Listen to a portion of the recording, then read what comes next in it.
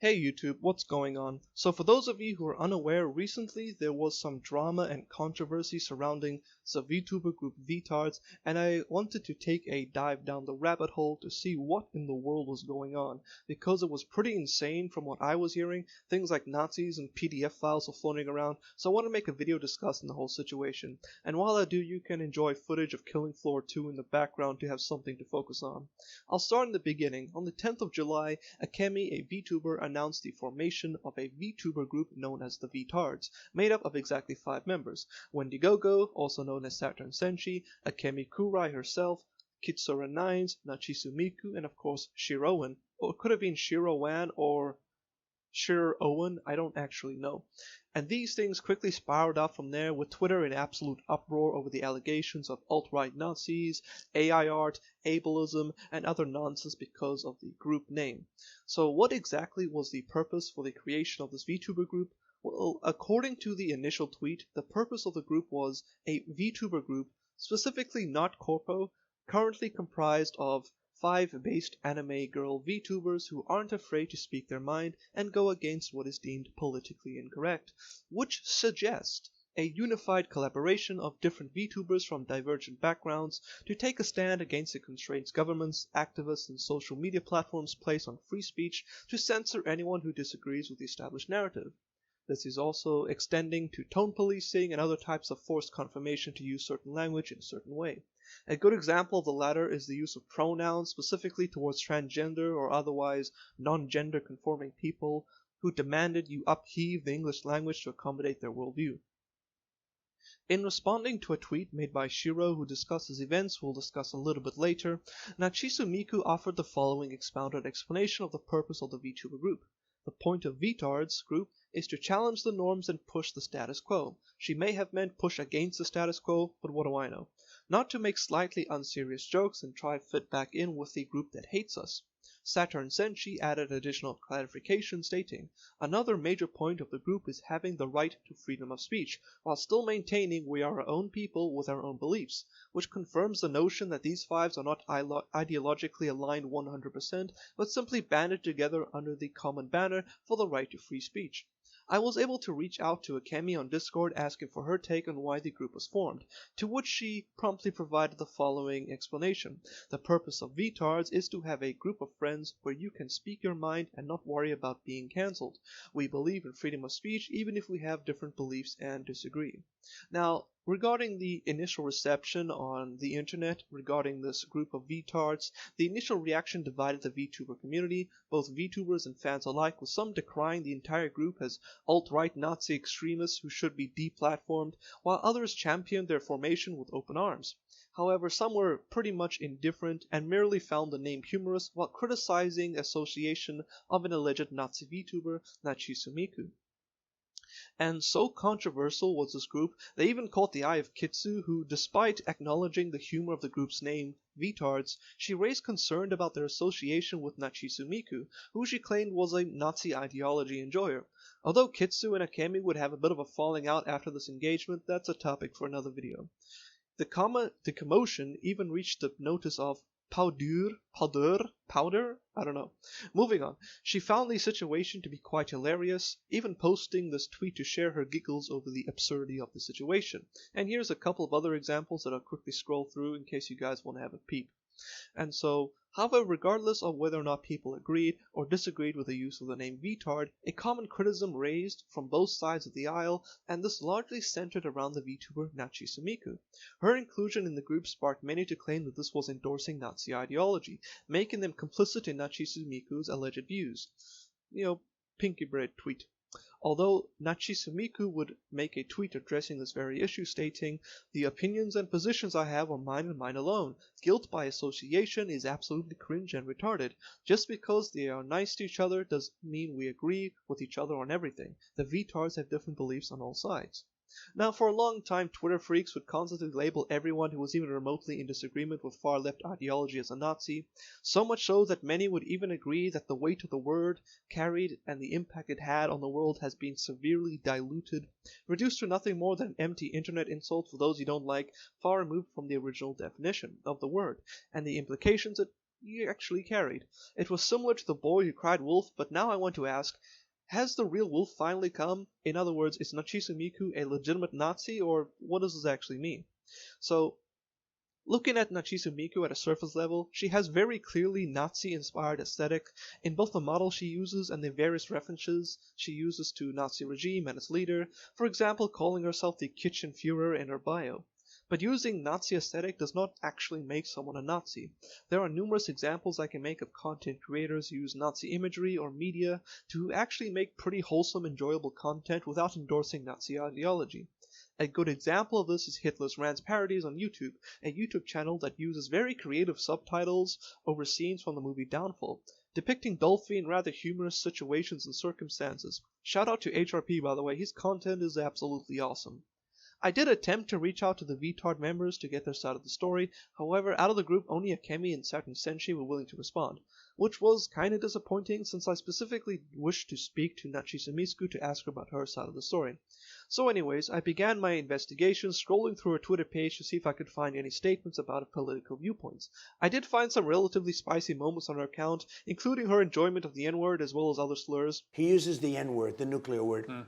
But, however, that's not quite relevant to my question, as this is not unique to Nazis, so I kept on searching. There are plenty of people who do not identify as a Nazi, who do not believe in Nazi ideology, that casually throw these words around all the time, so it wasn't any sort of conclusive evidence. It wouldn't take me long, however, before I stumbled upon a tweet whereby she replied to another individual, I love Dolphy, which given the context of the reply could be interpreted as sarcasm, so I wasn't fully convinced.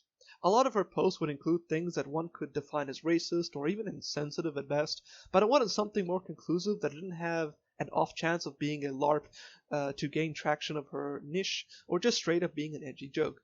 Because I have a lot of friends who aren't Nazis, they're not white supremacists, that they'll often use Nazi-related jokes, just for the edge of it, just for being a meme or being a funny guy. I can't tell you how many times behind a quote-unquote alt-right white supremacist Nazi profile was some random guy from India LARPing just to be edgy, okay?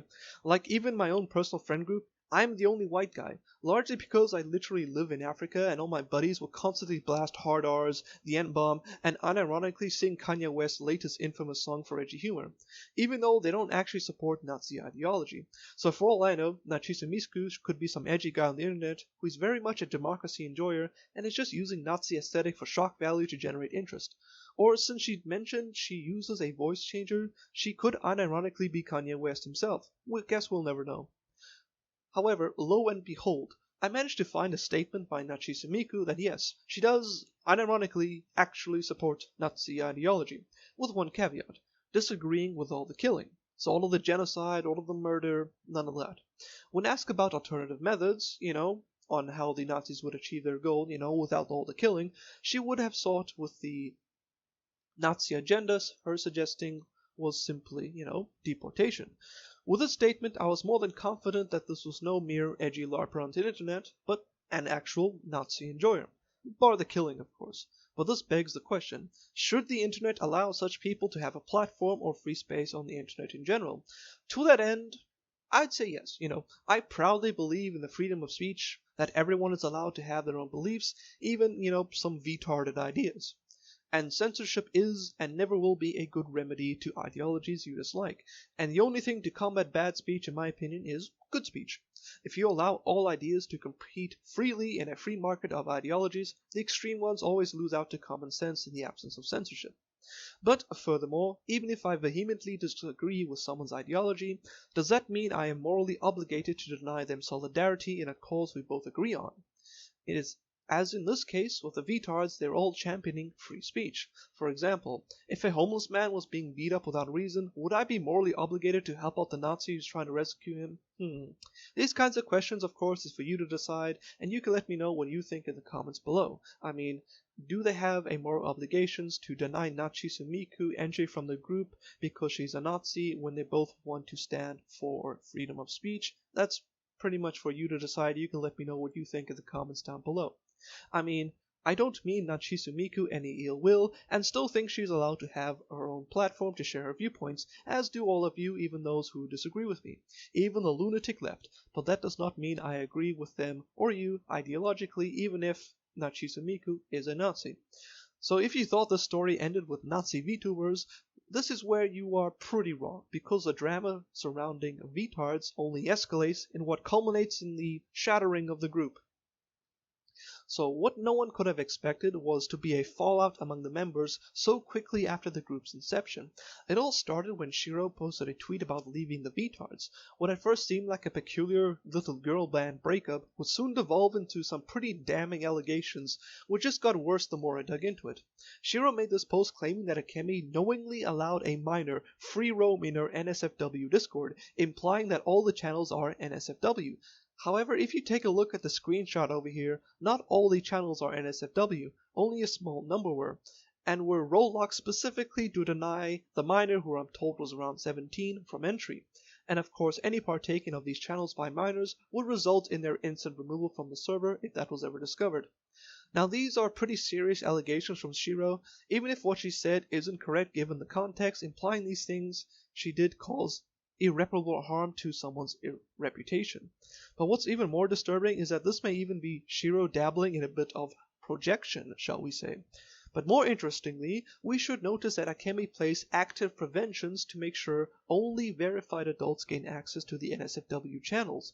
However, in Shiro's own Discord, this wasn't the case. They were only given a "please don't use NSFW channels" notice, like the "click here if you are 18" notice you get on certain sites, but without the click, essentially allowing minors free roam on a server riddled with NSFW channels.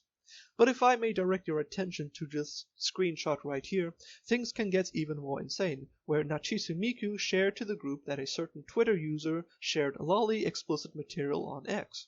And given the fact that this channel is literally called Blacklist, I assume this implies everyone mentioned here is for the purpose of the Vtards, not associating with them for whatever reasons. So anyways, Shiro replied to Nachisu stating that the poster is a lolly, and most of us, being Vtards, are lollies as well. Which by the way is a pretty poor justification for someone posting literal drawn CP on the internet. And naturally, Nachisu disagrees with Shiro's logic, and even goes to share the post made by the OP to back up their argument. And even though this is blacked out, I have seen the original image. It's not explicit, like the bottom is kinda cropped out, but it's still very suggestive, and you can tell by the context surrounding the image what is being depicted here is pretty disgusting. To which Shiro shrugs it off, merely saying it's fiction, as if this somehow justifies the existence of media that glorifies the violation of children. As you can see here, despite being a Nazi, Nachisu Miku actually is very much against CP, drawn or otherwise. Now prior to this, there was a bit of tension between Nachisu and Shiro, specifically due to Nachisu unironically being a Nazi, which Shiro didn't take well at all. Which is weird given how she seemingly is okay with absolutely disgusting content, even going as far as to justify it by saying, well actually, it's just fictional material. Somebody call IT, we need a hard drive check on this one. I think everyone with common sense can tell you yes, digital art is not on the same level of severity as exploitation of real-life children, but that does not mean we should justify the existence of drawings or media which essentially depicts child grapes. I was able to peep through a lot of screenshots which the Vtards provided me of their private conversation, including some pretty disturbing sexual degeneracy mentioned by Shiro, which I won't share since it's not relevant or illegal, just pretty much disgusting on her part. But if you, the Vtards watching this, want access or a full release to the Shiro files, leave a comment down below, I guess. Now, Akemi did state that lolicon is not the same as pedophilia, and we shouldn't use the term so lightly, which I think applies here. Shiro shouldn't be bullied or harassed for being a pedophile in my opinion, but that does not make her a saint and excuse her behavior. After Nachisu made the post to blackmail the poster of the lolicon art, the situation then devolved between her and Shiro arguing, with the occasional chip-in from Akemi. I'll toss up the rest of the screenshot so you can read it for yourself.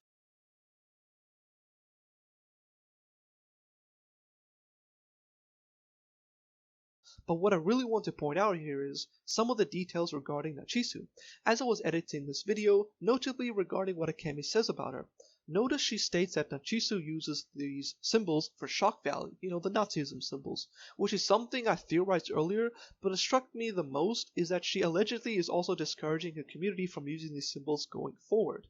Akemi also points out that Nachisu is actually a nationalist, and given further context given by Akemi, likely referring to a private message where Nachisu explained her beliefs to the group, gives a little bit more insight into what she actually believes, that each race or culture deserves its own place to live and have pride in their own race, while rejecting genocide and the murder of other people, which in all honesty is something that I can get behind.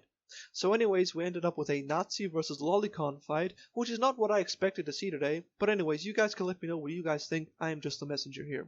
I don't particularly sponsor or endorse any of these Vtards, I'm just making this video to share the truth of the situation, specifically because I'm sort of friends with Saturn Sentry prior to these events happening, who just one day sent me a DM on Twitter saying she was praying for me and my people, which honestly was the nicest thing a girl on Twitter ever said to me.